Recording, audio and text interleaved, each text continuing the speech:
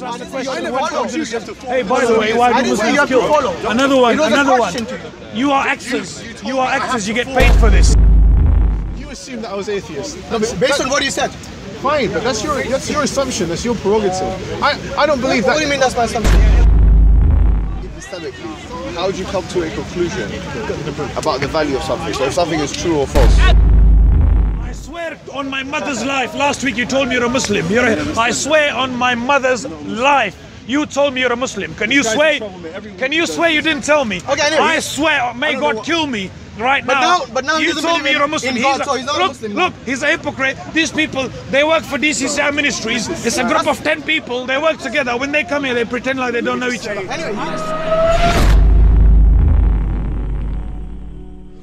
Telling me that I don't have knowledge is you trying to. When did I say you don't have knowledge? I'm happy to. Wait. When did I say you don't have knowledge? I don't know words in my mind. If you're going to put words in my mouth, then you are being insincere. All I said is that we need to define the words clearly, because you know many times it happens. For example, when I speak to Christians about angels, for them the Satan is an angel. For the Muslim, the Satan is from the jinn. Two different entities. I believe that they are proving it. No. That's my point. My whole original point was about Muslim culture and how there's a traffic. And I believe that's a perfect example. That is a very bad example. When you use culture and say that is what Sharia is, that's absolutely false. Do not mix Sharia with the culture that many Muslims claim. Never claim to. I think you did earlier. That was your focus earlier. When you said traffic, what do you mean by that? Sure. Okay. We'll get into it. Are you trying to say there is a link? So is that what you're saying by traffic? I'll make it very clear. Yes, please do. So you said, in order to prove yourself as a true Muslim, you have to demonstrate that you understand Sharia correctly. I didn't say that. My God. I said in order for you to have this conversation, and you're using the Sharia as a yardstick, or I'm using the Sharia as a yardstick. You have to show that you understand. Then you have to understand the terminology I'm using. Exactly what I said. Because if I use Sharia, and if you use the same terminology Sharia, it is possible that what you understand by it is different. For example, I do not consider culture of a Muslim as part of the Sharia. The culture is something that they might have acquired in their socio-economic environment, which can change over a period of time. In Islam, you're talking about a very long time. And the cultures have changed over. Your point was that if someone says that, oh, this is what Sharia, this is how I interpret it, then you would have to say, well, then they have to provide the evidence. Sure. Yes, of course. Let's go with that. Of course, yes. Now, if in the world now, people are adhering to certain types of ideologies based on their very possibly invalid interpretation of Sharia, you're asking them to prove it, show it. Now, they don't care about that. They'd rather pursue it in violent means, extreme, you know. That's the worst example, right? No, it's a good example. Okay, sure. The example of the Daesh, for example, today. For example, the scholars of Islam, all of them have considered them that they are not following Islam. Let's get to the traffic point. Fine. Yeah, go on. Now, if we live in a world now where there are these interpretations of Islam that make people enact it in very bad and, in your opinion, invalid ways, I personally believe that if that is now a route for some non-Muslims who want to convert, and that's the route they'll take, unfortunately, they'll take this very invalid extremist route. I believe that that's a proof of the traffic created between Islamic culture and Islam. Sorry, who wants to convert? To what? You mentioned something about convert. So who's converting to what? So I said that if this is now a route for many young disaffected people who want to become Muslims, and they become invalid Muslims in an extremist way, yes, then what? Sorry, hold on.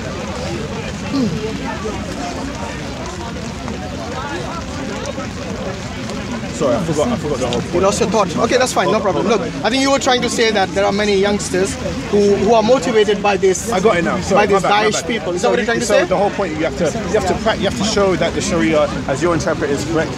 Not my interpretation. Sure, okay, but the mainstream Islam, like I said, Quran, the Sunnah, very simple. But let me just get back on track. Sorry, yes, please do. So these people may choose an invalid interpretation of Islam, and they'll go practice it in a violent way, etc. Now, I believe that that's an example of traffic between the new Muslim culture that's popped up in the last 30 years, you know, certain more extreme routes. If that is now an option for young people possibly to go into, then isn't that a changing of Islam, in my opinion? It's not. Well, fine, that's where we differ then. Because this is Because where I think if it creates a new thing. let me tell you where you were wrong. Sure. For example, if somebody does something wrong, yes, and they define that this is what Islam is really about, then these people, they have to back it up with evidence. Now, the reason majority of the Muslim scholars are against Daesh, against ISIS, and other extremists are the fringe groups like these. And by the way, do you know whom they're killing mostly? Most of the victims are Muslims. Do you really think the Muslims will side with them and say, yes, they are the real people following Islam? Let me finish. I'll let you finish. So, of course, they will claim that they are following the correct Islam, the correct interpretation, but that is a claim. A claim doesn't make it right. Many people, for example, the Crusades used to claim they are the true Christians. So they are going and from all the way from Europe, they came to the Middle East to free Jerusalem from the clutches of the Muslims and so on. And in that process, they killed many Christians, many Jewish people, and many Muslims. You see, this is a claim. Many people believe that the claim influences the whole thing. No. People can claim whatever they want. At the end of the day, that doesn't make it the faith that they profess to be preaching or practicing. I understand. And this is where you really have to differ. The book don't change. I get that, but I believe this that is what I'm as saying. It's practiced has changed. Because the Sharia, like I said, I believe that's the Sharia is still the same. It hasn't changed. Sure. If they misinterpret, for example, there's a clear verse in the Quran in Surah Al-Ma'idah, chapter 5, verse 39, where it says, if you kill one man, it is as if you have killed the whole of they mankind. Clearly misinterpreted it. Clearly. Well, that's a black and white verse. But I personally believe that. And then the next verse is, if you say one person, it is as if you've saved the whole of mankind. Now, if anyone can misinterpret this clear verse, then I'm saying they're twisting the verses, the words of the Quran. I believe that the fact that misinterpretation is so common, in my opinion, that is Islam now as it is. No, it's not. Well, I believe you're talking about a fringe group, not the mainstream Islam. Majority of the Muslims are peaceful. Do you believe majority of the Muslims are peaceful? Let me ask you, do you believe majority of Muslims are peaceful? Yeah. Yes? 100%. So how can you say it has changed Islam? This fringe group doesn't change Islam. I believe Islam, it does, though. I believe it in Islam, a sociological way, Islam which is can my original stand point. on its own basis, on paper, on its it own don't principles. change. On paper, it don't change. Even in real life. I believe it has changed. That's where we the differ. fact that you, I believe in real life, my friend, it has changed. the fact that you have agreed with me that majority of Muslims are peaceful shows that it hasn't changed. No, because I believe that in real life it has changed. How is it changed? Because we're here Tell me from the 5 pillars what has changed. Look, that's the core of Islam. What has changed? Like I said, look, man. Like I said, on paper it hasn't changed. I agree. No, in reality. No. In reality, what has changed? But I mean, as its practice has changed, Muslims have changed. Okay, from the 5 pillars, what has changed? Tell me. Because that is what Islam is. Do I have to repeat myself? On paper, it hasn't changed. I'm talking about practice. What has changed in practice from the 5 pillars of Islam?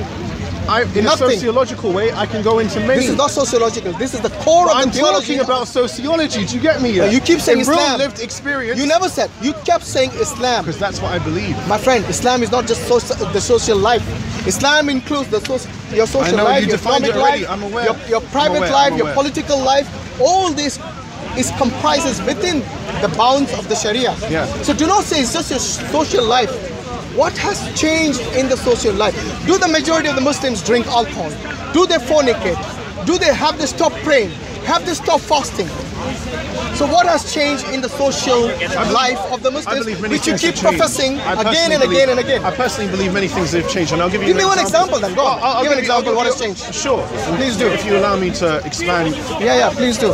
I think, for example, the Islam practiced in, I don't know, man, 938 is different from the Islam practiced in 600. Give me one thing that is different. Well, I don't know. No, because you're making an example. You have to give me an example. I will, and I'll show you why I'm giving the example. Yes, please do. I don't think the content matters right now. So. No, it does, because if you give me an example. But let me explain why. If you give me an example from 900, but let me just give me an example from that time. What has changed? I personally believe, as any ideology or practice or belief or anything that's enacted in life changes.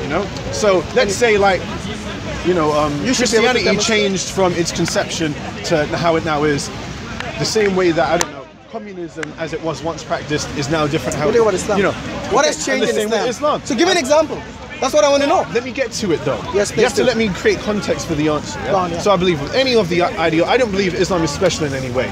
You may believe it is. Clearly you do. But my point is that like any ideology that's subject to human practice and belief changes over time. I think that's a very big. Are you able to demonstrate it? Sure. Go on. I'm just trying to give more context. Right? So you're generalizing. So like I said, the Islam practice in 632 takes on very different lived forms as it does today.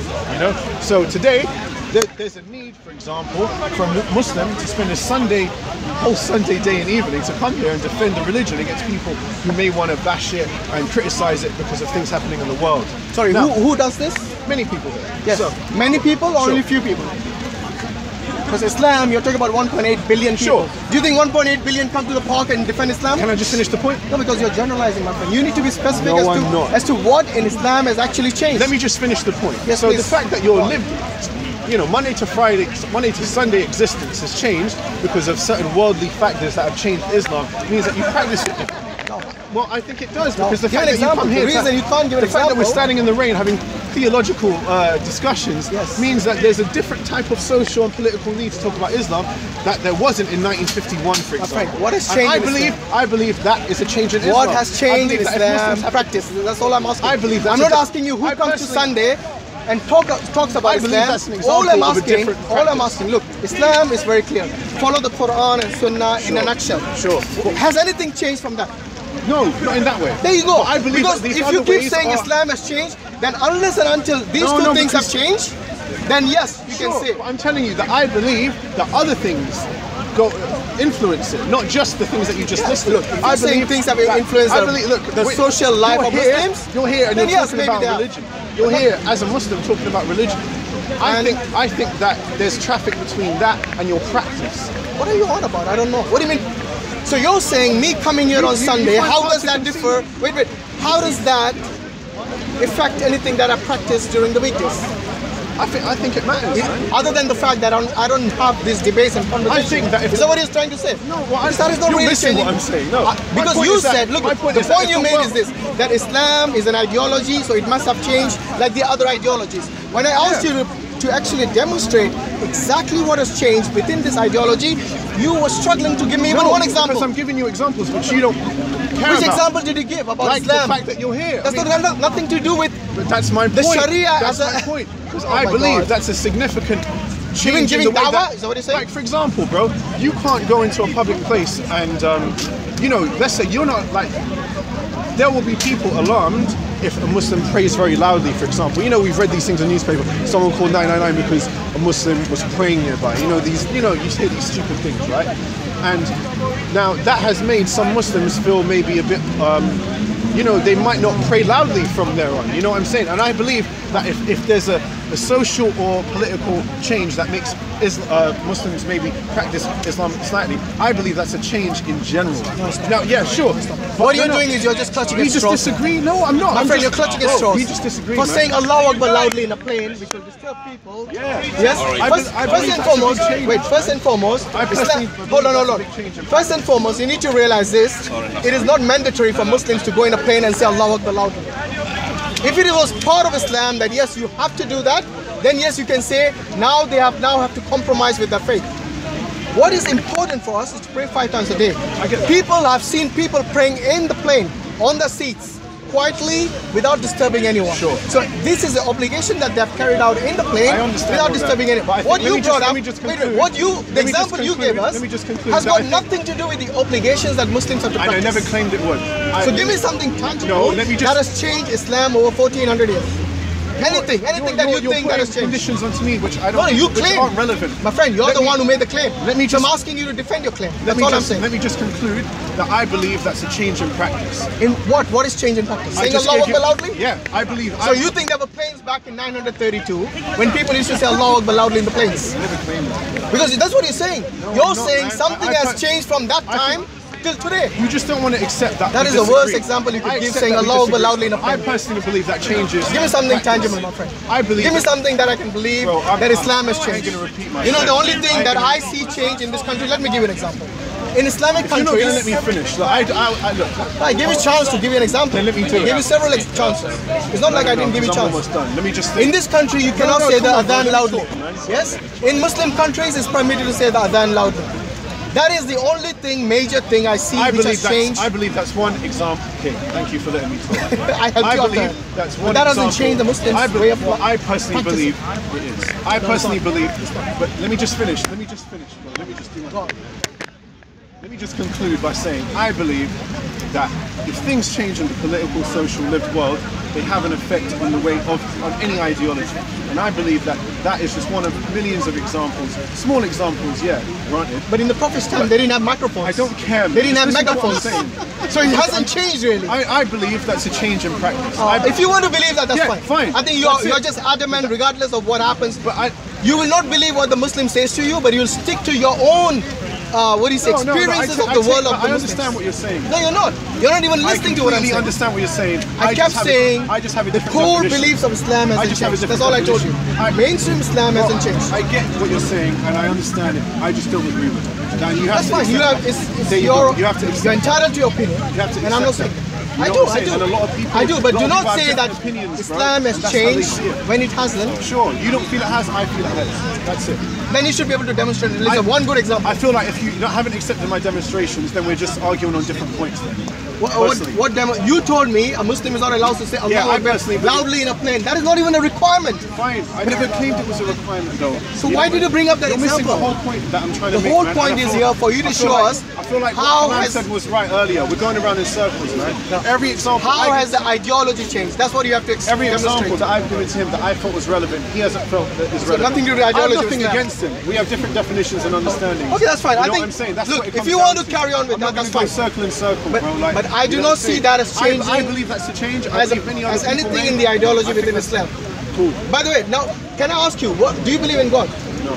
You don't believe in God? I swear to God, I swear on my mother's life. Last week you told me you're a Muslim. I swear on my mother's life. You told me you're a Muslim. Can you swear? Can you swear you didn't tell me? Okay, anyway, I swear, may God kill me right now. But now you told me you're a Muslim. He's not a Muslim. Look, he's a hypocrite. These people, they work for DCCI Ministries. It's a group of 10 people. They work together. When they come here, they pretend like they don't know each other. Anyway, I swear, he has told us whichever God you believe in, I swear you told me you're a Muslim. Earlier, I said I'm a Muslim as an example. Do you remember? No, you said it was a joke. Oh, you didn't say example. You said it was a joke. I never did that. And I told you it was a very bad joke. Yes? So anyway, look. Do you believe in, are you saying you're an atheist or an agnostic? I never said none of those things. I'm asking you. I wouldn't define myself in any of those things. Oh, it has to be either one of them. Nice. Oh, whose definition? I'm asking. DCCI Ministries, one company, they get paid. You wanted me to define everything clearly, but when it came to you, you don't want to define it. They spread like they don't know each other. Then when the Muslims ask the question, hey, by the way, why do Muslims kill? Another one. You are actors. You are actors. You get paid for this. Don't you think? Don't think we don't know about this. Okay, if you don't believe in God, then you're an atheist by definition. Your definition. Okay, what is atheism? No, tell me, what is your definition of atheism? Why are you getting so defensive now? You asked me 100 questions about Islam. I asked you one question about atheism, you get defensive. We had a half-an-hour discussion about the definition of Islam, and his whole point is that scholars define it. Now, okay, so define atheism now. He is enforcing. Are you talking to them or to me now? Sorry, bro. Are you going to define atheism? Why should I? Why are you getting defensive? Why? Would I define Islam? Last 10 years. Would you ever listen to my definition of Islam? If you did, I would listen, yes. Yeah? Yes. It's not valid because I don't know shit about Islam, yeah? The same way I don't know So now shit I'm asking you know shit about atheism? I don't! About atheism even? I know. Your own belief you don't know? I ain't read Dawkins, I don't know none of them guys. So you don't know about your own belief? You don't know about Islam's belief, but you want to question everyone else. That's fine. I think we have established where you're coming from. Where is? Yes. Define it for Which is, you got a million and one questions for us. Do this. Standard, mate. There's a difference. You got a million and one questions for us. I got a bit of nasiha, a bit of advice for you. You throwing stones. You talking to me? Yeah, absolutely. Do you want to say that People again? in glass houses should Come be over throwing here stones. because I can't even see. Oh, come over there, no problem, bro. You see, yeah, what I'm saying is this. Hostile. Yeah, I'm not hostile. What have I done? That's upsetting. Oh, come on, now you're still manning me. No, you're asking, it's kind of you're wild. asking me to say something to you. What'd you say? I'll say it to your face in a nice way. Yeah, what'd you say? People in glass houses shouldn't be throwing stones. Am I right or not? Am I right? I'm not even going to get involved. I don't get involved. No, it doesn't matter. Right? But what I've noticed is that as soon as we questioned you about your faith, you got all defensive. I don't know why. You're the one who's trying to basically, like, get out clauses and that. You're trying to. I can't believe this guy, man. In fact, there are brothers here who are claiming that you said to them you're a Muslim, and now you're saying that you're not a Muslim, bro. I'm not even going to talk, bro. No, it's fine, it's fine. I'll hold it. Yo, right, look, don't worry about the claims. I can promise I never claimed I was Islam. I'll take your word for it, because I don't know what these. No, yeah, take my word word for it. I'll take your word for it, yeah? But when Hashim says, or do you define it as an atheist or an agnostic, what he's trying to ascertain here from you is what's your belief system? Are you of the belief that there is no God, or are you willing to entertain the idea that there might be a creator, you just don't have evidence for it? Why is that why you got vexed? No. Is that why you're vexed? Because that's a dumb idea. I'm not even vexed, bro. Bro, I don't define myself. Why does that tickle? All I said was this, yeah? You told me about moral standards. People in if he doesn't want to say, that's fine. But one thing I've noticed... Like, amazing, bro. It's amazing. Actually, Hashim, I can understand how you do it. I appreciate that you have given your time in discussing. But one thing I've noticed is this, that whenever I questioned you about your faith, you somehow got very defensive. What if I don't Absolutely. Then say so. I did. No, you said, you said, why are you asking this thing? Yeah. Why you get defensive? You said, I'm a Muslim. Do I believe in God? I told you no. I told you quite straight off. If you're not a Muslim, then say I'm not a Muslim. If you're not an atheist, say I'm not an atheist. If you're not an agnostic, say I'm not an agnostic. I said all of those things. Yes, but if you are unclear about your faith, don't like people trying to and you're on it, look, I appreciate the fact you're on a journey to find out things for your own good.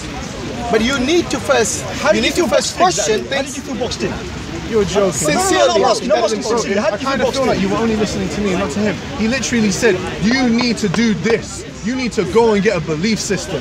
No, he didn't. What? No, he didn't. Bro, let me just say, anyone who's watching it's on camera, man. It's very easy. He didn't say you need to get a belief system. All I said is you have to clarify what you believe in. Exactly. Yes. Clarify what you believe in for the sake of the people who are listening, watching, whatever. But why did it? So we can know where you're coming from. I really want to know Otherwise why your position becomes obscure and mysterious. To him. You know, you seem to be very insecure about what he does. Absolutely, very I wasn't insecure. actually saying it for real. It was an example. Right, look, if you're asking questions about You come Islam across to quite study, disingenuous, that's what it is, then bro. you're more than welcome. You know, you come across very disingenuous when you don't want to say anything about yourself. I don't think I do. I think I've The only thing he said, go find Let's see yourself what first, happens. then ask about it. Absolutely. You need to. Anyway, I don't really I'm on buy camera, that, I don't like I that. don't really buy that. You know, when you ask us about our faith, sure we didn't you get defensive. We answered your questions. You got defensive. And I believe expected, you got very you know what? defensive. I expected the same courtesy from you. But seems like you already shut down the conversation when it came to you. And this is the second time you've done I'm allowed it. to do that. Why? Because I feel like Why? we were talking, because this seems to happen often. Why is this insecurity whenever you're questioned? Let me answer. Go on. I feel like this happens a lot. I'm trying, you know. What happens? DCCI Ministries, I feel like we can have an agency we can have quite a narrow focused discussion on definitions, they things go like that, and etc. research about And Islam eventually, 7 when days we're of sort the of week, done with the disagreement, get paid for it. They come out here, bombard us with questions, they get answered in 1 minute, literally. go into some like faith shit. Oh, who are you? What are you? And it seems like that always happens to me. Why did you get vexed when we asked you that? No, I don't get vexed. But You I get did a bit actually. You defensive. did. I get a bit defensive. But why? Because I feel like it's like a tactic to it's like a coping mechanism from that party. My friend, because they don't like the fact that I disagreed with them. If that is what I did at the very inset of our discussion, at the very beginning of our discussion, then yes, you got a point. But I gave you like, I think I still have a point. My friend, with all due respect, I gave you at least 45 to an hour, and then I asked you this question. Yeah, I know. So it is not like I was trying to trick you into something. Never said that. Yes. So all I'm saying is that why did you get defensive? I just told you why. You said it was some sort of a It happens all the time. some sort of a tactic. It happens all the time. Yeah. Why? What kind of tactic? I don't know. Because you said it's a tactic, so you must have some doubts about the reason I'm asking you this. Man, I'm just telling you how I feel. Okay, bro. all I'm saying some factual shit. You know the reason I feel like it happens a lot. You know why I asked you this? I wanted to approach you and have a dialogue with you about what you believe in. In order to have a dialogue with you, I need to understand from what angle to approach you. And unless I know your belief, that's your like look, when I tell you I'm a Muslim, when I say I'm a Muslim, you see, I'm very clear about what I believe. Yes, and then you can question, and then you can question me about Islam. Yeah, that's your prerogative. And I'm expecting the same courtesy from Sure, you. but In order for me, I'm not obliged to give it. That's your necessity. no, but that shows that you're insecure about No, something. it doesn't. No, It is. Don't get all Freudian on me about telling me about my own insecurities. Wait, just it because of shows the way I it. You feel. don't need to say No, it. it doesn't. It does. Look, just The because reason you got No, it defensive, doesn't, man. and which you admitted you did. I'd say straight up and down, I don't have a belief. That's not insecure at all, bro. And just because I got defensive because I feel like it happens to me all the time, don't come to conclusions about my own insecurities. How do we know it happens to you all the time? Just Just because you say need so? to chill. I'm chill, don't worry. All I'm saying is that I asked you, do you believe in God? And he was, why do you ask me this?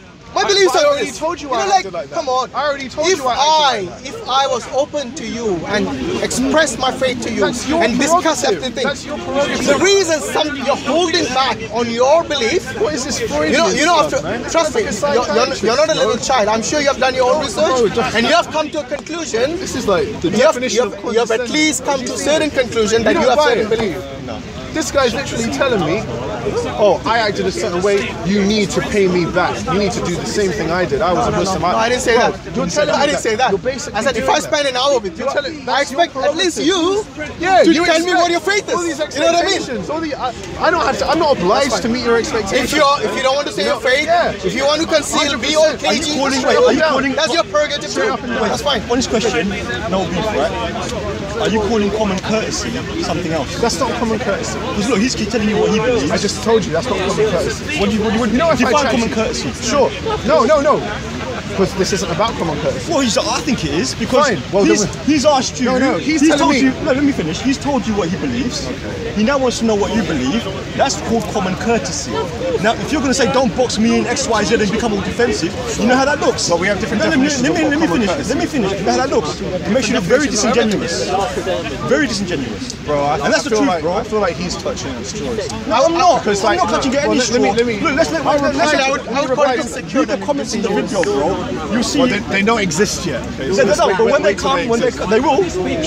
Sure. And you can then reply to those as well. For now, and defend your position. Because your position is the one that requires defending.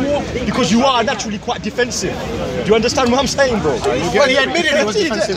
Can I reply to the question? Absolutely. No, I feel like, if someone comes up and they have a very established belief and they're like, I'm willing to defend it, I respect that, bro.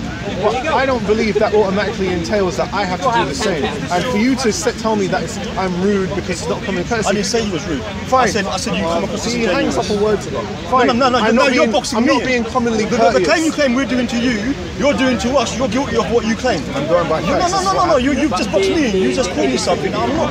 I remember clearly. So the point is, I respect you. Trust me, I got mad respect for you. You come up and you say straight up what you believe. There's no doubt. But I don't believe that entails that I have to do the exact same. Fair enough. And you lot, if you don't want to tell us, I feel like he is a bit more vexed about it than you are. I'm not vexed, bro. I feel like you are, bro. But you feel like I'm telling you I'm when not. you're shouting from behind the camera telling me I need to get moral standards. Now, ain't I? I'm in front of the camera. I think that's a bit better. I'm brave enough to do it in front of the camera, aren't I? Right? If you don't want to, I don't normally get in front of the camera. If he doesn't want to, I'm not telling you what he believes in. I'm just saying, I feel like camera and say to your face, I feel in like front of the cameras. I feel like you shouldn't. If you don't like that, bro, you don't like that. Simple. No, but look, you have to respect that. If I ask you, do you believe in God, and you have said no, I don't believe in God, then it is not wrong for me to assume you're an atheist. Because that is the definition of atheism. Okay, I'm not going to get into by a dictionary. I'm not going to get into whether it's right or wrong to assume things. No, but do you not agree with that definition? Do you not agree with that? No. Actually, you don't. But you're talking so about. How would you define atheism? Hold on, you're moving very quickly. I like to do that. Yeah, I don't like to go very quickly, bro. You assume that I was atheist. No, based on what you said. Fine, but that's your assumption. That's your prerogative. I don't believe that. What do you mean that's my assumption?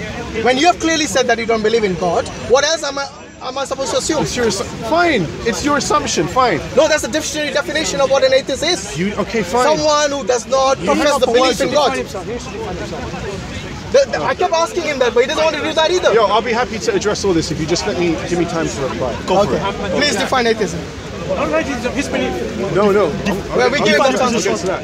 Yeah. Now, it is an assumption that I'm an atheist. It is. No, but do you believe that is a definition of atheism?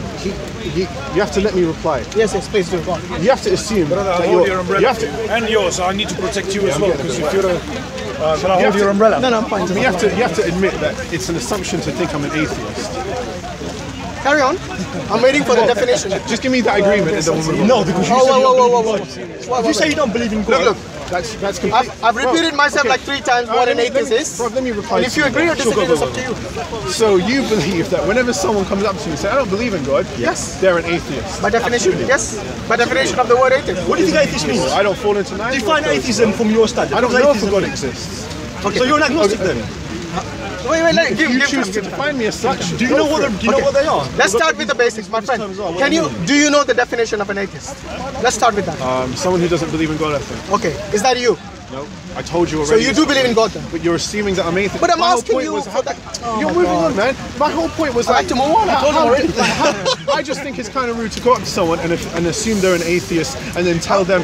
The reason I don't want to you need assume, to I want tell to me ask what you believe. what it I is. feel like you're forcing your No, beliefs no, no. on me and shit. The reason, look, I don't want to assume who you are. I expect But you to did tell me. assume who I am. That's my whole point. That's No, what I'm trying hold to on. say. I expect you to That's why tell I me get who this you on- are. that's why I But you're get not this doing on that this either.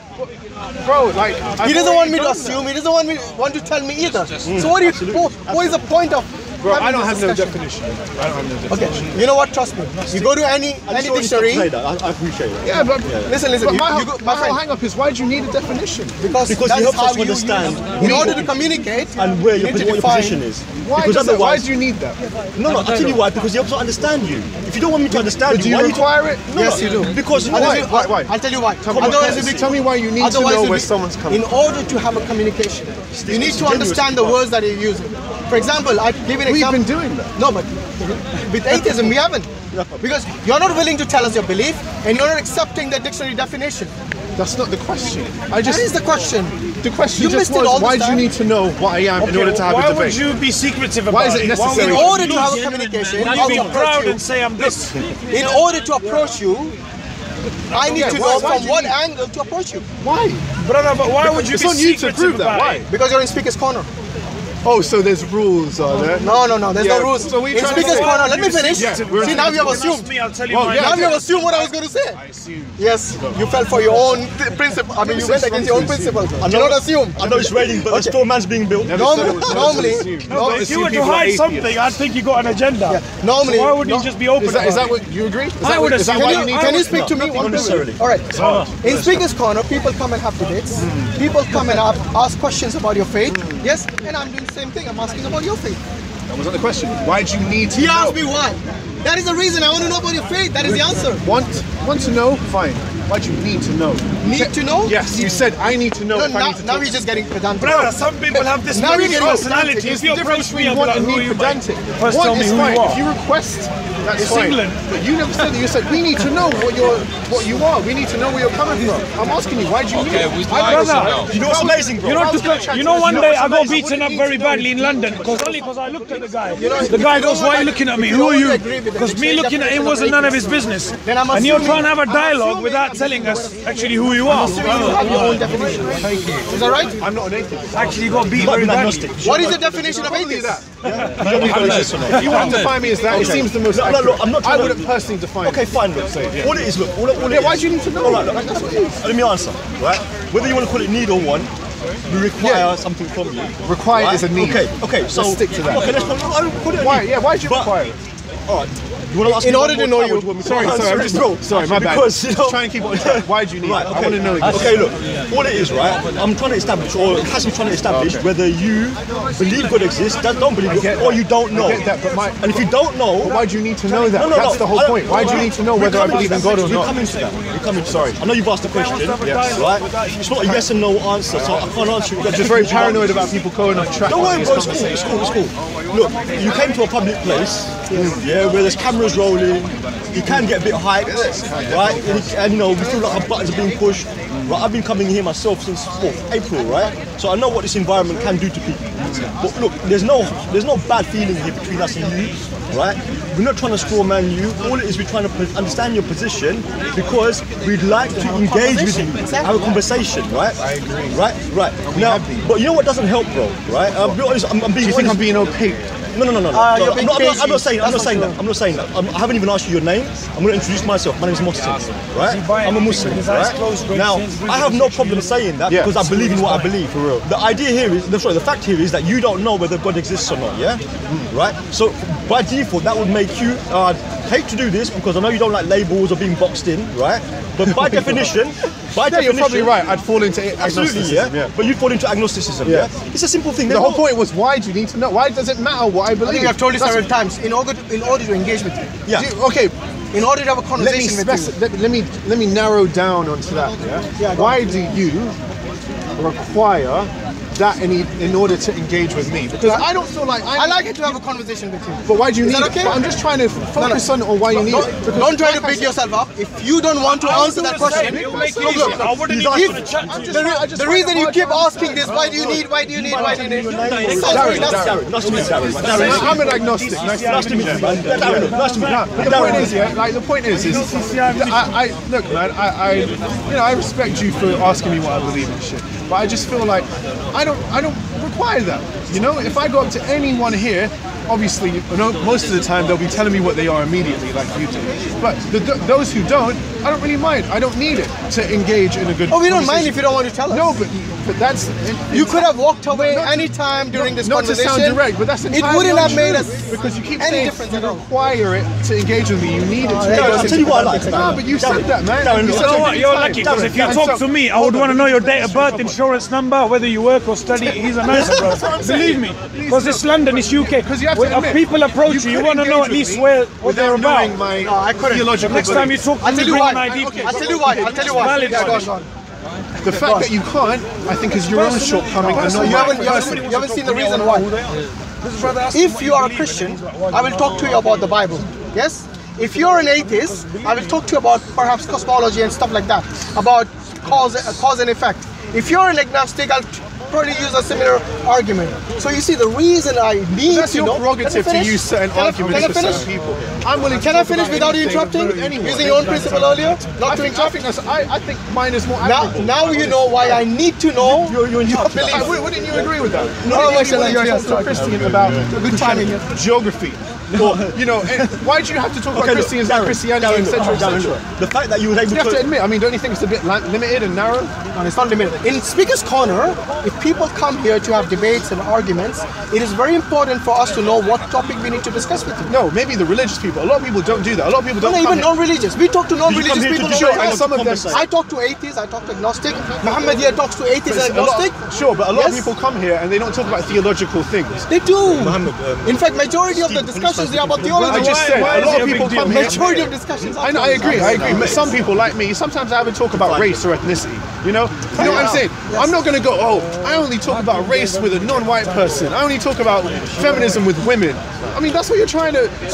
Hold on. Yeah. That's what you're trying to say. Speaker's Corner should be about, and I completely. That's what it has been about historically. But come on, that's not how it is always. You know what I'm saying? Like I said, you're making a claim to exception to the rule, not the rule itself. I'll be honest. I agree. There's a religious majority, but that doesn't mean we should all go by these rules. Why should we talk about Judaism to only Jews, etc.? I can agree with you here. What I'm saying, there is no rule if that's what you're trying to say. What I'm saying is, but there is an unspoken rule. There's no official rule. If he allows the unspoken rule is that people talk about subjects. If you choose to follow the unspoken rule, then it's your prerogative. But I feel like you forced it on me there. I think you're getting insecure for no reason. Trust me.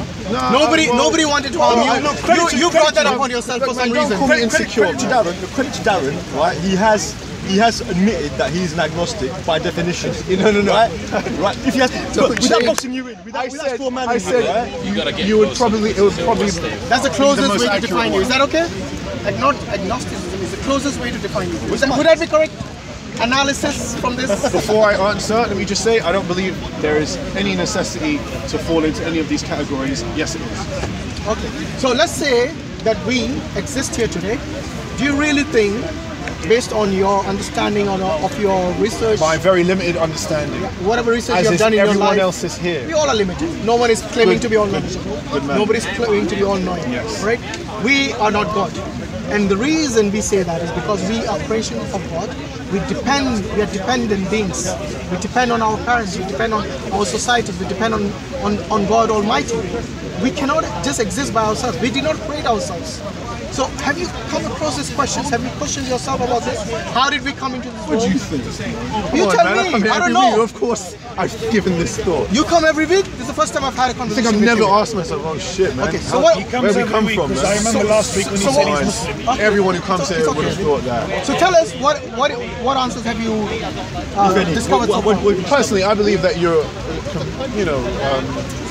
I think you're deeply prematurely impatient if you come to any conclusion about the nature of life with any limited, like you said, knowledge that you may have. That's my belief. So I believe when a scientist comes in and tells me that I came from, you know, some double helix shit, I'm just as skeptical as when you tell me I was created by a creator. What's your name? Darren. You know what I'm saying? Straight up and down. Like, that's how I see it, bro. No, but this is your criticism of the scientists, about the religious people. That's anyone fine. who comes up with some general... Have you found any answers yourself? No. You haven't? No. So what are the questions? Because I believe no one else has. What are the questions you've been asking? About, the ones that you the ones that you initially stated. Where do we come from? What's existence? The deepest one. Obviously, that's what everyone asks. So can I ask you then, what is your standard for evidence? What would convince you? Yeah, what's the criteria? What's your criteria? For yourself? No, Darren, that's for what? That's a good question. For what? Sorry, can I just... Mohammaed Hijab. Hey, it was your question. I'll ask you again. Bro, can I share someone's umbrella, bro? Yeah. Come on, look, get him under the umbrella, man. Guys, come forward so you can come under the umbrella. You sure you're good? No, they're coming forward. Mohammaed, get him. So wait, you're going to go off that question? Okay, look, my question is this, yeah? You say you don't believe in any version of any religion, any explanations, not even scientific evidence. For example, this, in your own words, double helix shit, yeah? Right? You don't believe in that, yeah? Right? So what I'm asking is, what's your standard of what's your criteria? And I said for what? For origins of life. Yeah. Just no. How about this? Darren, you're going in now. Darren, I'll ask you a question. I like the question. Is it going to be similar? Yeah, I don't want same question. Yeah. But I just wanted to ask the question in a different way, a little bit. Yeah. Generally speaking, when it comes to any kind of science, when I say science, I mean a field of knowledge, yeah? Or generally, epistemically, how do you come to a conclusion about the value of something? So if something is true or false. Well, for example, if I said to you now, are you alive? Depends what the statement is. So if I say to you exist, yeah? So do you accept that as a presupposition for your own existence? That would, yeah, in a very rudimentary way. Alright, so do you accept that there's a place called Speakers Corner in London? Yes. Yeah? Do you accept that you're living on an Earth? Yes. Alright. So, do you accept that the Holocaust happened? Yeah, it was,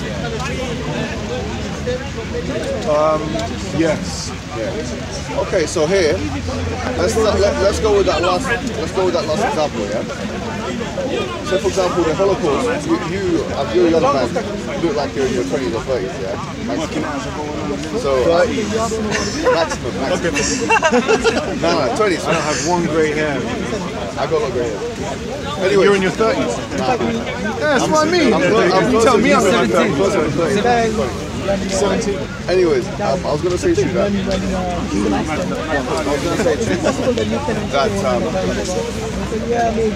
so let's stick with that example of the Holocaust, yeah? So you weren't there in the Holocaust? No. You didn't see it with your... So you can't employ an because here, there are different standards of truth. So you can say, for example, empiricism, using your 5 senses to come to conclusions of something. In the case of the Holocaust, it's not an option for you, yeah? So what is the only option is testimony. You see what I'm saying? Tends to be. Yeah. So do you accept that testimony can sometimes be? You're talking about, okay, let me just clarify. You're talking about historical events. Yeah. Now the original question is, what's my standard of evidence? And that's in a very general way. And you started with actual ongoing things like Speaker's Corner that we're at now. And when you go into history, obviously there's different requirements. You think so? Of course. Well, okay, look, I'm not saying that. Of course, you prove history differently than proving your own existence. I'm not right saying now. that methodologically that historians use the same approaches as, for example, sociologists. I'm not saying that. Are you with me? Say that again, sorry? I'm not saying that methodologically historians use the same methodological approach as, say, completely different. Yeah, not completely different. Okay. To sociologists, mostly different, or psychologists. Sure. Although sometimes you can put it under one umbrella of social sciences. Yeah. Anyways, the point being is, I'm saying that if your standard of truth tends to be kind of like testimonial, in the case of, for example, say the Holocaust, or your own existence, or let's say, maybe not your own existence, but that's not the Holocaust, or say, for example, the existence of a country you haven't been to before, that's existing today, yeah? Or something like that, or a planet you haven't seen before. These are examples of things which are testimonial. You see what I'm saying? So if that is your standard of truth, when it comes to theology, yeah, if that is your standard yeah, of truth. if it comes to theology Big if. and philosophy, you just said it was, right? I never said anything about You standard said of that the truth. Holocaust, you believe that it happened. Yeah, but I made clarification that to believe that things occurred historically is quite different from believing you're here now, or even or anything else. I'm just talking epistemically. I'm just saying, epistemically, if someone says to you, here are some pictures, here are some videos, here are some testimonials that the Holocaust happened. Here are some pictures, here are some videos, here are some testimonials that the earth is round, for example. Sure. Yeah, because these things, you believe the earth is round, not by virtue of the fact that you were elevated into space and you saw this spherical earth. You believe the earth is round because you were told it was through testimony and showed through pictures and videos, right? That's one example. Yeah, so these are all examples of you accepting something to be a truth using testimonial evidence. I'm saying if that's your standard of truth, to a theological discussion. No, not yet, because it's the standard of truth and the things that you cited. There's many other things where that doesn't apply. Sure. History. So you just said it. With history, do you accept that Henry VIII existed? Yes. Okay, so you said that. But that's not a controversial thing. I mean, the whole point, you're going, this is the point. You look tired already. So, because you're moving quite quickly from that to theology. Now, theology is clearly controversial. You know, no doubt about it. Now, no, because I'm going by your examples. Yeah? The existence of the earth isn't necessarily controversial. Sure, I said necessarily. You know, these people are in the hundreds at most. Okay, actually, you're quite a few now. It's quite a few now. The existence of Henry VIII isn't necessarily controversial. I mean, come on, man. Just be very aware of general rules. We should look at each case on its own merit. You know, the Holocaust is controversial. Maybe not its existence, but it's the degrees, you know what I'm saying? So if you're going to move quickly from that onto theology, you know, you're jumping a bit quick. Well, it seems like you're moving into it quickly. I'm not saying you're committing it, but you're almost committing what's referred to sometimes by some as the democratic fallacy. The democratic fallacy is when you suggest that something is true or false on the basis of those who believe it. So, for example, if you say that something is controversial and therefore it's less likely to be true, then you're attaching the true value of that thing with what people's perception of it is. Sure, it's a very good general rule, but like I said, see, this fallacy isn't always so enlightening because do you believe in Henry VIII? Maybe it's okay, because it's not a very controversial thing. We both agree in Henry VIII. Now, we're both subject to the fallacy on things like, what's a good example? Giant squid. Giant squid, some scientists believe don't exist because there's only been like 5 ever found. Now, if I asked you, do you believe that giant squid exists at the bottom of the ocean floor, what would you say? Depends on how you define giant. I've seen squids. I'm going by the biological definition, which is a giant. So am I a giant? Anyway, look, I don't know. I knew there would be specific. You know, I'll tell you something, Darren. I never tell you something funny, just to kind of bring that. You know, I didn't see my dad for a long time. Yeah, he went abroad and whatnot, and he came back. And he looked at me because I'm taller than him. He goes, "Are you a giant?" And I didn't know how to answer that question. Right? The question is, a lot of these things depend upon definition. You see what I'm saying? You say giant squid. What's your definition of giant? You know what a squid is? That's a different story, right? What I'm saying here generally is, what I want you to understand is that in theological discussions, we shouldn't retreat into an approach, or we shouldn't retreat into a place where we use different standards as we do in other places. For example, in philosophy, or in general, in history, or whatever, you have a certain standard of truth. You're willing to accept that Henry VIII existed. You're willing to accept that the Holocaust happened because of testimonial evidence. If that's your approach, fine, that's fine. Now let's talk about that approach. I haven't got a problem with that. I think that's a good approach. Yeah, because generally speaking, I haven't been to 200 countries in the world, but I know that they exist, right? Sure. I have confidence that they exist. Can I just say something there? See, this is where the error occurs, I think. You go from this very specific example, like you said, there's many specific examples, and then you said generally speaking. We don't want to generally speak about these things. This is the point. About what things? About the standards, the different definitions. We shouldn't speak generally about it. You understand? Okay, so tell me, come on, fine. If you're saying that, I'm saying there are general principles. That's it. So I'm saying that I'm putting it in place. If you're saying, for the most part, I accept testimonial account so long as it fulfills X, Y, Z criteria. No, because I never look. I'm really making the case for specificity here. Now, okay, fine. Let's say. Can you be specific? So a general. I'll give you a general example. Yeah. If you said "does speakers corner exist," I would have maybe referred to 2 requirements to say it exists. Now, with other things, there are further requirements, and what was the word you used that you have to meet? Standards. You know what I mean? Not everything has the same requirement of skepticism. Tell me what.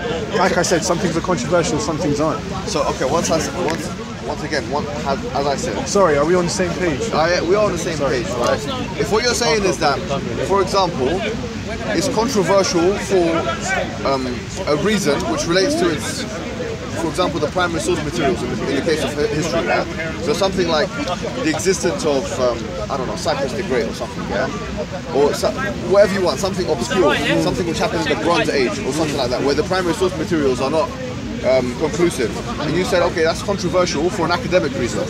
That's different to saying it's controversial for what I refer to as a democratic reason, which is kind of like, okay, people differ on this. People differ on almost everything. I think it's the same thing. No, I don't think it's the same thing. Why isn't it? Why is it different for academics, for example? Okay, so academic reasons usually cite evidences, whereas the lay people are not specialist enough.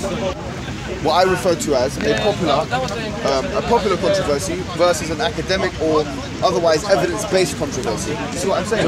Okay, but the thing is, when I said they intertwine, they tend to intertwine most in the scientific, theological places. You know, because there's an academic lack of academic consensus in science, in evolution, for example, and in theology. A lot of time. I mean, the reason that most evolutionary psychologists disagree with many evolutionary biologists is because of the lack of academic consensus, and that trickles down into conversations on Speaker's Corner. Yeah, absolutely. You know, and certainly it's the same in religion. Yeah, certainly it can be the same in religion. So I'm once again, I don't think there's a point of disagreement. Okay. But anyway, yeah, I don't even know where you're going. The point is this, right? So long as you're talking about testimonies, that's one way of you ascertaining the truth, right? You're ascertaining something using testimonial account that meets a certain methodological criteria. That's what you call history. The study of history is based on that, actually. Primary sources. Yeah, you look at things on their merit and see how many people have affirmed these things. To clarify one more thing. Yeah. You know how... And basically, in a nutshell, bro, sorry, because you made the point about present versus history, yeah? History is the study of the past. Now, the conversation I had with you like 2 minutes ago, that's the past, right? Everything is history, in a sense. If you want to talk, everything is history, in a sense, right? However, I know, generally historians in the academic world, they won't say something is history unless it's at least a decade or 2 decades. Yeah, well, that's right, but that's something else, right? But what I'm saying to you is, the methodological approach can sometimes be used, if not exactly the same, but in a similar way, in different conversations, like philosophical conversations and elsewhere. Like for example, you know you're your mother's son, because your mother, the woman who brought you up, gave you a testimonial account. She told you, your name is Darren, okay, I'm your mum, you grew up in this house, but you didn't demand to see, like I'm saying, your birth certificate and to do a DNA test and to go through the actual method. You get me? So from that, do you have any doubt that your mum is your mum? No, but like I said, so testimony in that case it's fine. Yeah, right. But okay. you made a point about history. The thing is with history, the reason you can't compare history to the study of a tree or something is because the study of a tree, I don't know, or a giant squid. It's because there's different, deeply different. Really? Well, let me tell you why. Because history isn't the past. History is the study of the past. You know, make that clear. And history isn't one method. I mean, you should know if you've done this that there's many different types of historical methods, you could say. historical materialist ways of looking at history, historicism, historiography. These are very different ways of trying to ascertain the actual events of the past. And that's why history is far more contentious than almost any other topic that I can think of outside of religion or science. You know, sociology is very clear cut because you can look at the study of societies. The way you put it there, I don't really agree with. Tell me why you don't agree with that. All right. Well, like I've said to you before, something being contentious and controversial doesn't depreciate from its absolute truth standard. In a nutshell. That's one. Number two, the study of history, just like the study of science, sociology, and psychology, and all these things, is premised on kind of empiricism and a kind of induction.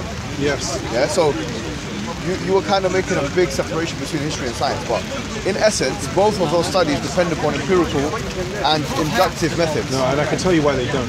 Really? So, okay, yeah, go ahead and tell me how they don't. That would be really come on.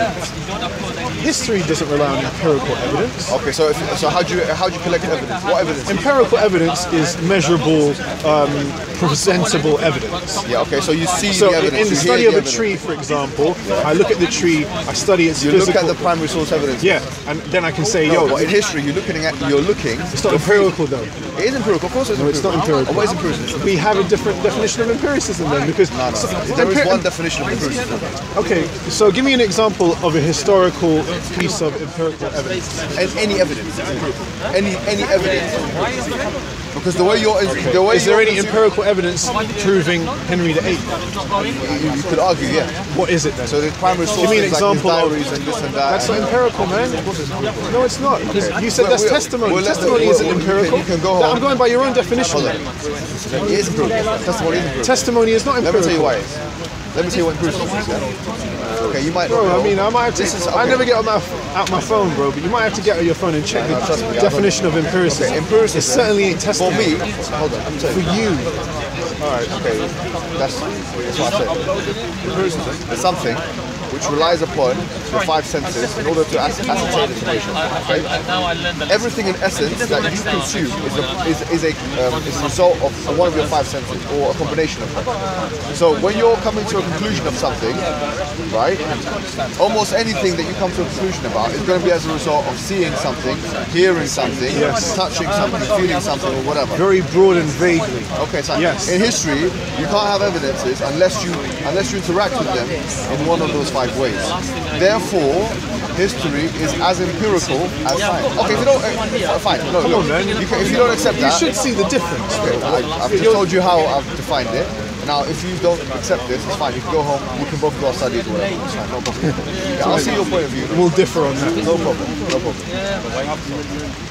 If someone sees, right now, I see something, all right, happening, and then 20 or 30 years from now, someone asks me what happened, I have felt that situation happen firsthand, and I'm then going to narrate it, and it will become testimony. But it starts off as being empirical. Okay, well, that's another way it's empirical. Okay, sure. Let's say we're in court. This guy says he saw me do something, commit a crime. I say, no, I didn't do it. I didn't commit nothing. In both cases, neither testimony is valid because testimony is not empirical. In the court of law, in history, and in science. If you want to say that, that's fine. I'm just explaining because studying a tree. Well, once again, we differ. No problem. We can look up the definition. What is empiricism? So, look, take history. Yeah? What is empiricism? Do you want to get your phone out? Because you were talking about it. Read out what empiricism is. Do you want someone? If someone else could do it. If someone else can do it. Get the definition of empiricism so we can understand what I mean by it. I'm saying, generally speaking, all of those sciences. Generally speaking. In general, because everything is in general. Sometimes we can specify. You can find. If we agree, we can specify.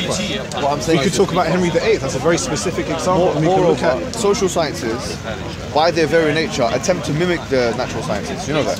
Sometimes very badly. That's good, fine, okay. Sociology is not an empirical form. That's why, sociology. It is empirical. Then okay. But it doesn't follow exactly this. I feel like you definitely have your own definition of this. All right, let's see. What is empiricism? With the E, with the E. Well, while he's looking for it, no, it's with the E. It's with the E. No, sorry, that's wrong one. Okay, so bro, can someone get me a definition of empiricism on their phone so we can... no, it's empiricism. P-I-R-I, and it should come up. There it is, empiricism. Do you want me to read it? Let me read it. Show me it. Empiricism is a theory that states that knowledge comes from only or primarily from sensory experience. Is one of the several views of epistemology, etc., etc., etc. Okay, so what did I... Well, hold on. You've just read that? Yes. Darren, please, yeah? You've just read out, because I don't mind being wrong here. I don't mind. I feel like you were, and I'll explain why. I don't mind being wrong. However, I said to you here... Can I say that again? Darren, listen. Empiricism is one trick pony. Yes. Hold on. Darren, listen carefully. We don't need to prove anything like intelligence. I don't care if you're more. No, I'm not trying to do that. But I thought you were trying to prove the definition. It's on camera. You know what I'm saying? I said, what is empiricism? Something which relies on the 5 senses. You get me? So here you've read the definition. Oh, we don't disagree on that. So okay, fine. I'm trying to say that historical source isn't empirical because you don't. What you're saying is kind of like anyone would not agree with you. Anyone who understands. I think we have to disagree then, man. Look, you don't have to be arrogant on this. Sorry, stop bro, it. Come on, man. Like, this is not I'm something not being arrogant. Bro. I can't. Come on, man. Empiricism is a theory. Come on, man. Like, I ain't being arrogant, man. Okay, stubborn. You don't need to be stubborn. You don't need to. You just read the. I've said 5 senses. The sensory experience. Look, Theory. shall we pursue this? I'm happy to pursue this. I've just told you that. I've just read out almost the same Sure. thing. I'm willing to pursue it if you want. I'll pursue it. Look, it's cool, bro. We agree on the same definition of empiricism. Fine, that's good. But Let's move on now. no. Okay, go on. Say You're trying to hot me a little bit. Okay, So let's take Henry VIII or someone. No, you know what? Let's go controversial. Okay? Let's take the Holocaust. Yeah? Now we all know there's a lot of contention around the figures of the amount of people killed. Yeah? Not really. Not within academic. Fine. We'll choose another example if we're not going to agree on that at least. Yeah. Take death toll figures of the Iraq War, for example. Very contested in the last decade. Yeah? Now, according to many different studies, this many people died. According to this many studies, that many people died. According to your definition, all of those statistical studies were empirical. Now, you should know that's not empirical because there's not one truth. There's not one outcome. Now, empirical evidence as used in science is look at the tree. We're all looking at the same tree. We're all looking at the same grooves. That's the difference. That's what you're talking about. That's sensory. We can all share the same source.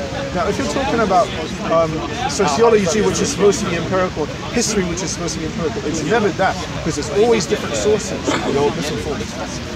Are you telling me there's one source to know why you're misinformed? You should know that history is built from many different angles. What have you studied? I've studied a lot. Tell me what you've studied. Film. So this is not your field. It is my field. I'm sorry, this is not your field. Let me just say something, yeah? So Let me just say something. Now it's just going to you have don't to understand, because you are hurting me a little bit, I feel. I don't mind. You don't know what film consists of. You probably think it's, I've done this many times. People misinterpret what I've studied. Film is very much what we're talking about. It's very much sociological. It's an academic man, but these are. So I feel like but I'm not like I said. We're not trying to improve. There's no authority. But the truth is, empiricism, as I've stated it, is quite easily Googleable. I've never used that word ever, but it's Googleable. Yeah. It seems the way that empiricism is. I feel like you're hotting me, that's why. Empiricism as used on biology is very different from how it is used in history. Before we proceed, everyone knows that, bro. No, that what you said is correct. It's Yes. different, the usage is different, but the method is the same. You're still using your senses to come to the conclusion of something. You're using someone else's senses. Okay, what fine. senses are you using But to observe the it's still Holocaust? someone else's finding, no problem. Yeah, but it's someone else's finding. That's completely different from empiricism. Okay, hold on, same thing with science. Bro, if you look at that, no, because come on, man, you're not really going by what I'm saying right Say now. what you want to say, bro. If I look at the tree and I tell you, yo, it's a certain way, have you observed the tree? Have you observed the tree? You're looking over there. I'm looking at this tree here. I'm a tree scientist. I'm like, yo, see this tree? It's got 8 grooves, it's 8 foot round, and you're not looking, you're just hearing me. Have you seen the tree? Have you observed the tree? Well, you're saying that, yeah? Have you observed the tree? What, in that analogy you just gave? Yes. I can't see it, no? You can't see, you're looking at Oh it. yeah, no, so I haven't. Do you have any empirical evidence? Yeah, your testimony. No. Yeah, that's cool because I observed it. Okay, fine. In a scientific way, that's cool. You take my word for it. We're both fellow scientists. In historical circumstance, that's not the same thing. Of course it's the same thing. It's not the same thing. It's not. We'll let the people decide. Because there's always contentious sources. Okay, fine. Same Come thing. on, man. Same thing applies. Look, I'll tell you something, right? No, it's different. Well, I recommend that you read a book. It's really interesting, very small. It's a good introduction to these things because it will help you understand these themes, and also the people that are watching at home, they can understand these themes. It's a small book written by a guy called Samir Okasha called The Introduction to the Philosophy of Science. Yeah? This book is actually, it talks about empiricism in the first kind of couple of chapters, and it's interesting the way it puts it, yeah? The way the guy puts it is, the way I'm going to put it to you now. The observable reality, for example, like you got a vase, yeah? The vase, if you have a vase and you drop it, then you can all observe the fact that it will splash on the floor, okay? That's empiricism, isn't it? Yeah? Okay. Would you agree that's empiricism? Yes. Would you agree that's scientific? Yes. Right. Now, the way you said it is that you were given the example of different sociological outcomes. You're saying, okay, but these people have this death toll and this, right? Listen carefully. So here, what he says is, yeah, we can all see the vase falling onto the floor, but different scientists have had, historically, different explanations of how it falls on the floor. For example, Newtonian physics versus Einsteinian physics. So both of those are two approaches that aim to explain how the vase fell on the floor. Yet, both of them depend upon the same empirical account. The same thing applies in sociology, right? I'm not saying, by the way, that sociology or any of the social sciences have the same merit or the same they're on the same level as the natural science. Oh, the natural science. I'm not saying that, but what I am saying, interestingly, and this, I don't want to make this into too much of a philosophical conversation, right? But what I am saying to you is, interestingly, science is premised on the social sciences. Science is premised on the social sciences. Let me tell you how, yeah? Because natural sciences have methodological presuppositions, like, for example, empiricism, like, for example, logical deductionism, like, for example, the fact that we're sensing the scientific methodological approach itself. These things are not scientific in their nature. They're actually they are philosophical. They're philosophical precepts. Falsificationism, Karl Popper, who died in 1994. All of those things, and he actually used to lecture in LSE University. All of those things are actually philosophical precepts which underpin the study of science. You get me? So from that perspective, you could say the social sciences, in this case philosophy, supersedes or presupposes the natural sciences. So it's okay, but it doesn't matter, does it? No, it does matter. Of course it matters. Okay, it matters in that way, but the two are qualitatively different. Okay, so what? Difference doesn't indicate advantage all the time, right? So, for example, if we're saying that, never claimed it to. I'm just trying to say. Yeah, so if we do agree on the definition of empiricism, and empiricism is in all these things, which I wouldn't, I don't think many people would agree that history is empirical. But even if we did, the qualitative differences between the empiricism required by each is so different. There's no point in even using the same word. No, okay, fine. You know what I'm saying? So now we should move on. I'm happy with what you've said there because it seems like you've matured in your approach. To be honest with you, I don't want you to feel like, look, look, whatever you want to call it, bro. I'm here. I'm not trying to be rude to you. You get it?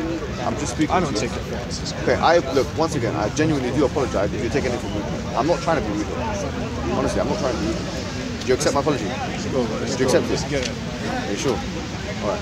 So let me proceed. Yeah. So now let's understand. Look, because these are actually it's important things that we fleshed out here. We talked about empiricism. We talked about testimony. We talked somewhat about deductionism, and we talked somewhat about like the logical approach. Yeah. The important truth here is this: is that when we're coming to truth standards, because if I say, look, for example, I believe that there was an initiator of the universe. And the way I come to that conclusion, and that I believe that there was an initiator of the universe, and that the Quran is the final message sent to all human beings, I'm a Muslim. And you ask me, why did you come to that conclusion? I will say to you in a nutshell, bro, I come to that conclusion for a similar reason why you come to most of your conclusions in life. Like, inference is using evidence to come to conclusion. If you want to Google what inference means, I promise you the Oxford Dictionary is going to describe it in this way. Yeah.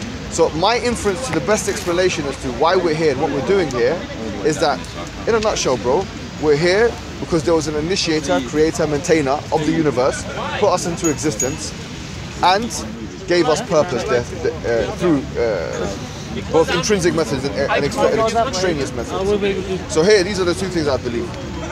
And this conviction I have, let's not call it belief because some people will just jump up and down with the word belief.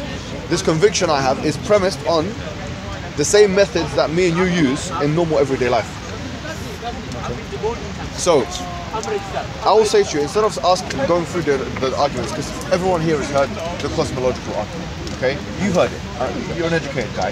You get me? No, honestly, I do believe you're an educated guy. I'm not just saying that because the theme. I'm telling you, bro. It wasn't to do with what you were saying, because I, from beginning to end, saw you as okay. This guy's he's informed, yeah. But it was just about your approach to it. I felt like you had your defenses up a little bit. That's what I meant by mature. Like your emotional intelligence, Daniel Goldman, but I don't even believe that exists. Anyways, having said that, sorry, bro. Yeah, of course. Alright, so what I was going to say to you was this. Generally speaking, I'm going to ask you, I'm going to tell you the narrative in 20 or 30 seconds and ask you why you don't agree with it, yeah? The Islamic narrative is as follows. I'm not sure what background you come from. You're not Muslim. So okay, this will make sense.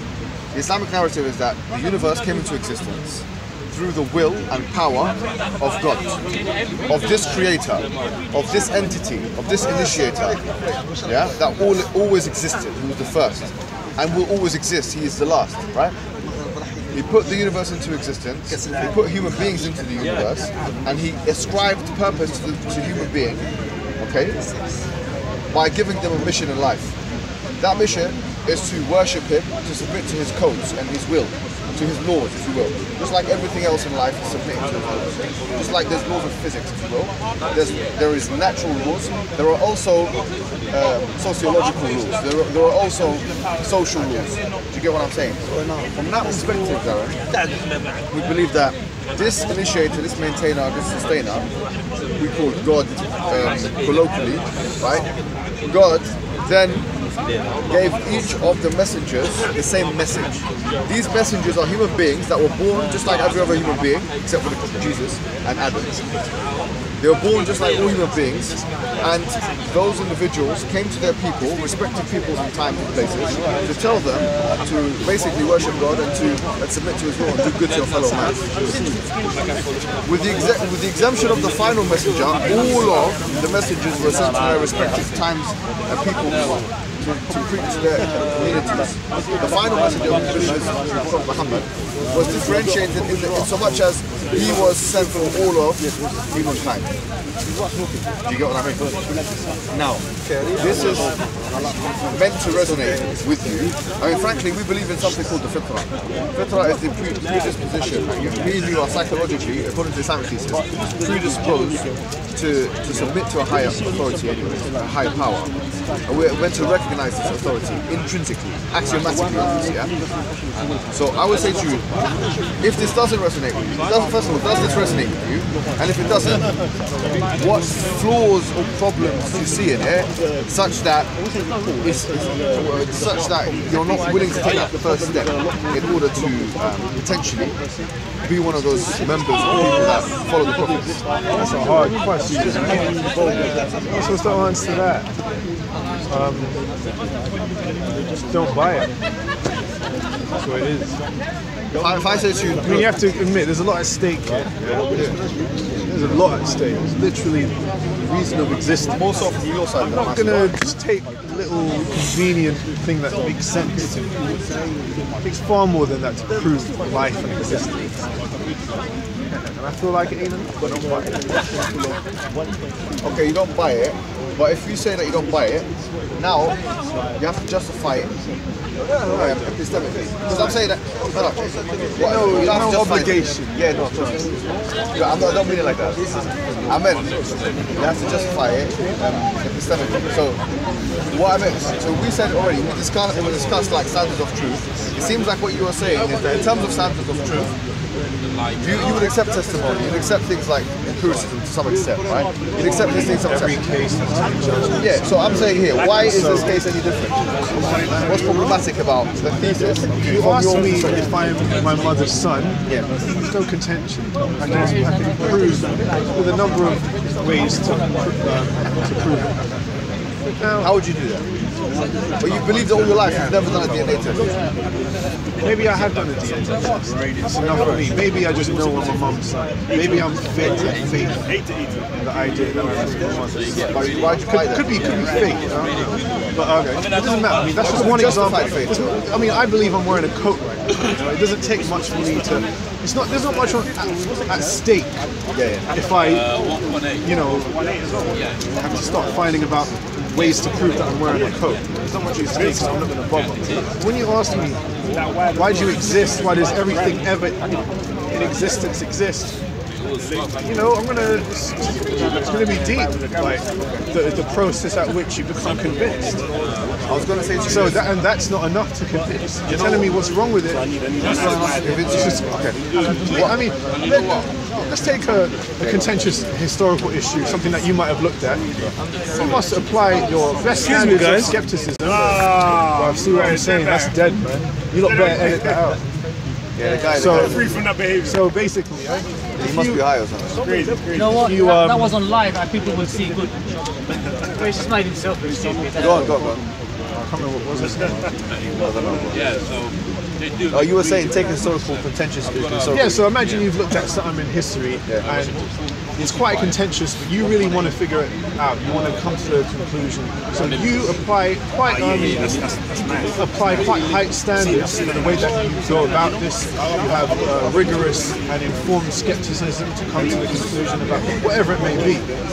Now, I feel that a lot of people would apply more rigorous skepticism and requirements for things like this than they would on the greatest answer of all. I feel like it's a bit easy. Right, fair enough. Let me ask you, that's how I feel. Do you know what you said about you viewing one son, yeah? Let's take that as an example. You know the Quran says, were they created from nothing, or were they themselves the creators of themselves? Chapter 52, verse 35, yeah? It's quite an interesting thing to think about. If you think about not only your own existence, but the existence of the universe in general, were they created from nothing? Because you've got to think about all of the alternatives here, theological alternatives, yeah? If we say that, okay, this thing called God doesn't exist and we're all just here as a matter of, not even a random generation, sure, came from nothing. I never said that. I'm not saying you did say okay, cool. By the way, sorry.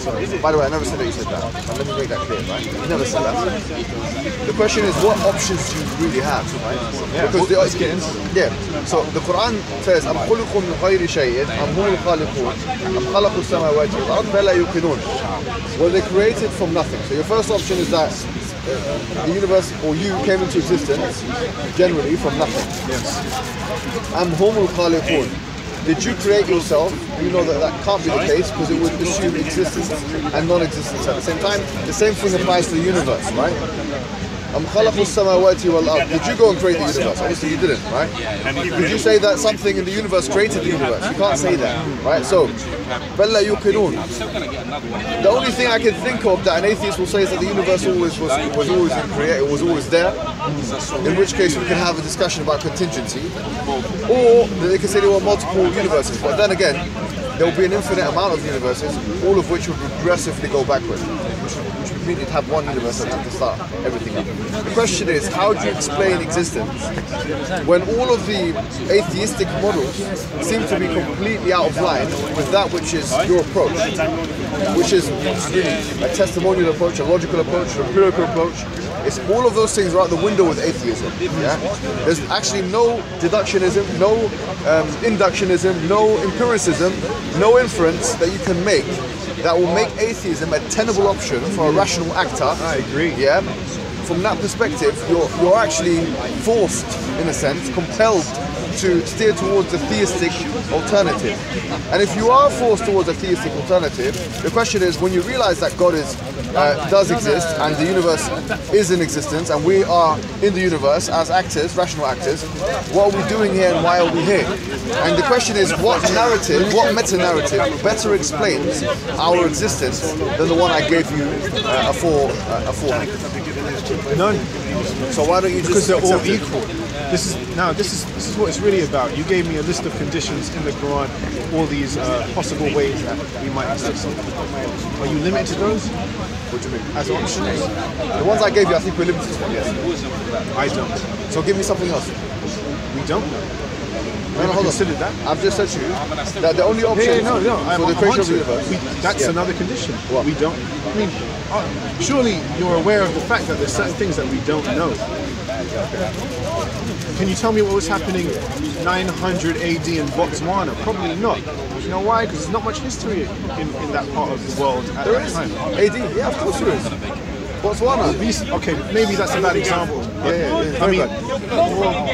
I'd put money on it. To be fair. Botswana, in Africa. Tell me what was happening in the region of Botswana. Hold on. Hold on, wait. I don't want to get this I'll give you another example. Sorry. What was happening in the Alaska region of the North American continent? I don't even know what's going on now. Cool, yeah, neither do I. But the point is that there's a lot in history that we just don't know. Because there's nothing that has survived into the present, etc. I mean, you know what I'm saying? I mean, I am very content with the fact that I don't know everything. Some people seem to have a weird insecurity and a need for... Oh, sorry, my bad. Some people don't...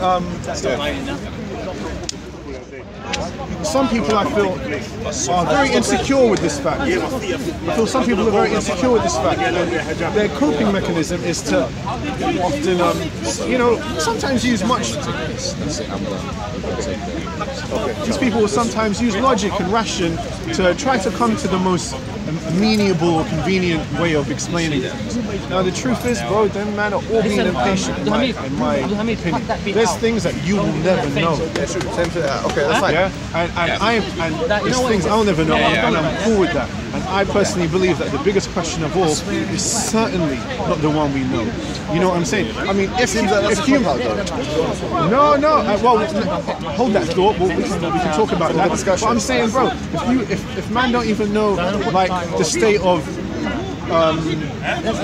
political affairs in the northwest region of Mongolia 1,000 years ago, if you can't tell me something that's specific but within reach, then how do you expect to tell me how we came into existence? Scientists certainly can't. We had a big empire at that time.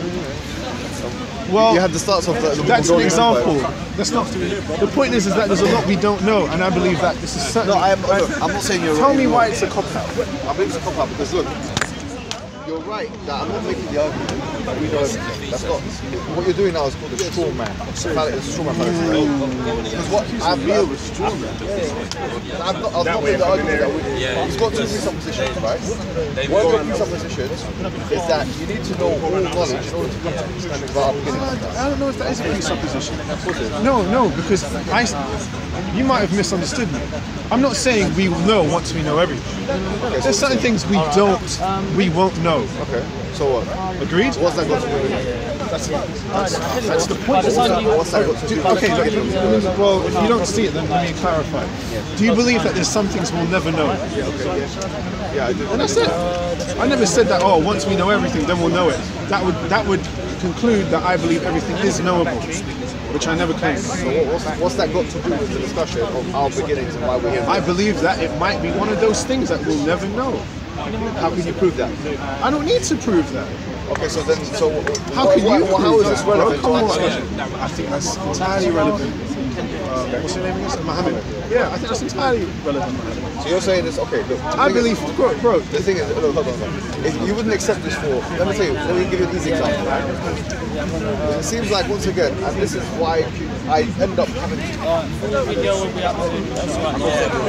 whatever your background is, whatever your background is, with your kind of argument, I accuse them of always having different standards of truth. So when it comes to all the other sciences in life, they have certain standards which are very clearly defined: testimony, empiricism, inductionism, abductionism, whatever you want to call it, probabilistic reasoning, all of these things are all employable in all sciences. But when it comes to theology, they're thrown out. Now what I'm saying is this: when we were saying, you're saying, oh, you might not know it, which is very much agnostic kind of approach, yeah? What I'm saying is this: if you went to court and someone done really something bad to you, let's say a child or something, I'm just saying that happened, someone raped your child and there was like 10 cameras on them, and you had to, in order to come to a conclusion on, you have to kind of review the evidence, and then the judge comes out and says, you know what, after reviewing the evidence, we know, or we have some information, but we don't have all the information, therefore we can't really take this person and punish that person. Do you know what I'm saying?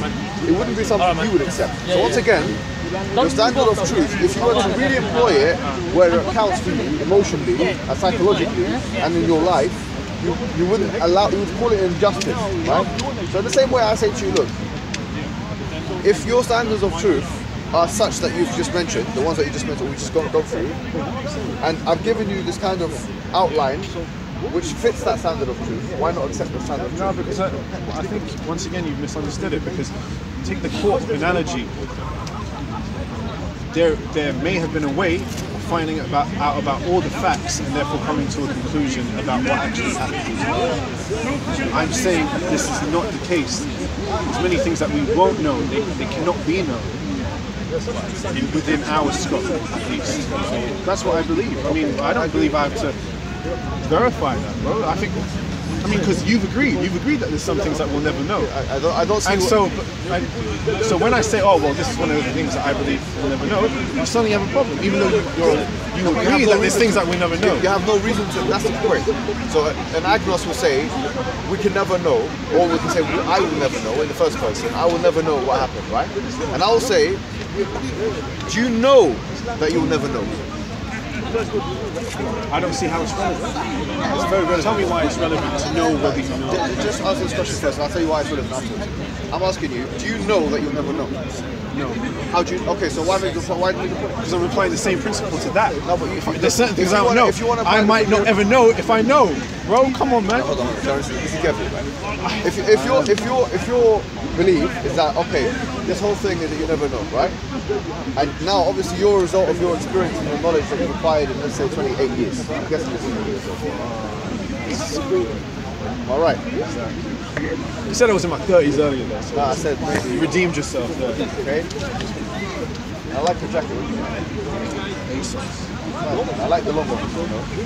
Abdulhamid, your tripod's the same as my one. If you don't know, it's the same. you'll It's never exact same. know. You get it? Exact same. I'd say that. I just know Yeah. So from that perspective, same as you your can't one. make that argument because that argument is contingent. Yes, that argument is contingent on your That current sounds state like of affairs. your No, I changed mine, necessity. didn't it? Like, You may require personally Just and need to know that you know. I personally don't work. No. I don't I just qualify my noticed your colour beliefs. there, my colour. Huh? You know what I'm saying? Same Saying as that, you said we don't know. Yeah? Huh? Yes, but I'm You said answering. this theological, You know the newer company? the universe coming into existence and us having a purpose here, yeah? That we will never know. Yeah? I never said that. Okay, because then that indicates a point of a level of certainty. Okay, so I never what? said we'll never know. I said it may be one of those things we'll never know. Okay. Because right now, I believe we don't know. Okay, if we don't know. Yeah, this one goes higher. You should say, I don't know. Haha, bro, I say we don't. Okay, fine. So 100% we don't. what you're Bro, doing any is you're rational person will look generalizing. at human knowledge and see large gaps. So how do particularly, you know that I don't know? Because you said we, so we is a collective pronoun. call it a belief then if you want. If it's more convenient. Yeah, sure. Call it a belief if you like. But I believe that we don't know. I believe that we don't know. Anyways, look. No, you're a joker. I like it. Listen, I apologize if I come across You did a little bit, yeah? I'm keep it real. I like it. We'll get some food off. Now, tell me where you get the job. You were just saying he didn't pursue it to the end. Okay, what do you want to say? No, it's cool, bro. I need to go as well. It's late. Yeah, if you want to say anything, yeah. No, next time. It's been a pleasure, man. I've been to chat to you. Keep it real, yeah. Guys, make sure you subscribe to all these respective channels, except for content over everything. No. Except for content, because they already subscribed, bro.